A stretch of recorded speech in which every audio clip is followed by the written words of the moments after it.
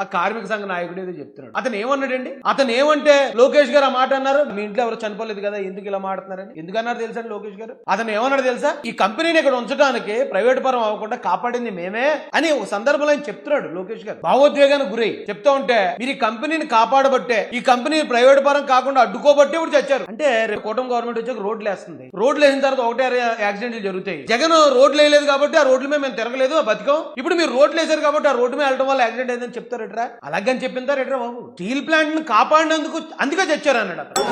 కాపాడింది మేము,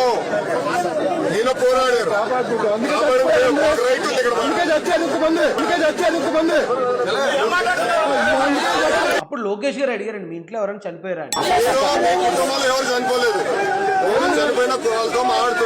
ఎందుకు అడుగుంటారంటే, చనిపోయిన వ్యక్తుల్ని చచ్చారు అనరండి, వాళ్ళ మనవాళ్ళు అనుకున్నప్పుడు అందుకే చచ్చారు అనే మాట అంత దురుసుగా ఎవరు వాడలేరండి. మన ఇంట్లో వాళ్ళకి అలా జరిగితే మన కుటుంబాన్ని భావిస్తే చనిపోయారు, మమ్మల్ని వదిలేసి వెళ్ళిపోయారు, అర్ధాంతరంగా దేవుడి దగ్గరికి వెళ్ళి ఇలాంటి పదాలు వాడతాం. అంతేగాని శత్రువులు చనిపోయినప్పుడు మాత్రమే భలే చచ్చారంట అంటే, అక్కడున్న ఆ కార్మిక సంఘం నాయకుడని చెప్పుకుంటున్న వ్యక్తి ఆ కార్మికులు చనిపోతే భలే చచ్చారు అన్నట్టు చెప్తున్నాడు. అప్పుడు కోపం వచ్చింది లోకేష్ గారు. మీ ఇంట్లో ఎవరైనా చనిపోతే చచ్చారనే పదం అంత దురుసుగా నువ్వు వాడగలవా? మీ ఇంట్లో ఎవరైనా చనిపోయారా అని అడిగితే దాన్ని వైసీపీ వాళ్ళు తీసుకుని ఎవరైనా చనిపోతేనే అడగాల, మా ఇంట్లో వాళ్ళు చనిపోతే అడగడానికి ఏమని అడుగుతారా నాకు అర్థం కాదు. అక్కడ దుర్ఘటన జరిగింది, ఆ కుటుంబాలని పరామర్శించడానికి ఒక నాయకుడు వచ్చాడు. నిజంగా నాయకులు అయితే ఏం చేయాలి సార్, మీరు ఏం చేయాలనుకుంటున్నారు? ఇగో మేము కార్మిక సంఘ నాయకులు, దీనికి కాంపన్సేషన్ ఎలా చేయాలనుకుంటున్నారు, ఆ కుటుంబాలను ఎలా ఆదుకోవాలనుకుంటున్నారు సార్, ఇంకా కొంచెం ఎక్కువ చేయండి, లేకపోతే సార్ అలా కాదండి ఇలా చేస్తే ఇంకా కుటుంబాలకు మేలు జరుగుతుంది అని మాట్లాడతాడు నాయకుడు ఎవడన్నా. అంతేగాని లోకేష్ గారు ఎదురుగా దొరికేశారు కాబట్టి ఏదోటి వాగేస్తే మీడియాలో ఎలక్ట్ అయిపోతాం, సాక్షి మీడియాలో వేసేస్తారు మమ్మల్ని, మేము పెద్ద నాయకులుగా బిల్డప్ ఇచ్చుకుందాం అని. ఏం పద్ధతి అది? అదో పద్ధత? దుర్ఘటన జరిగిన వెంటనే కూటమి ప్రభుత్వం నుంచి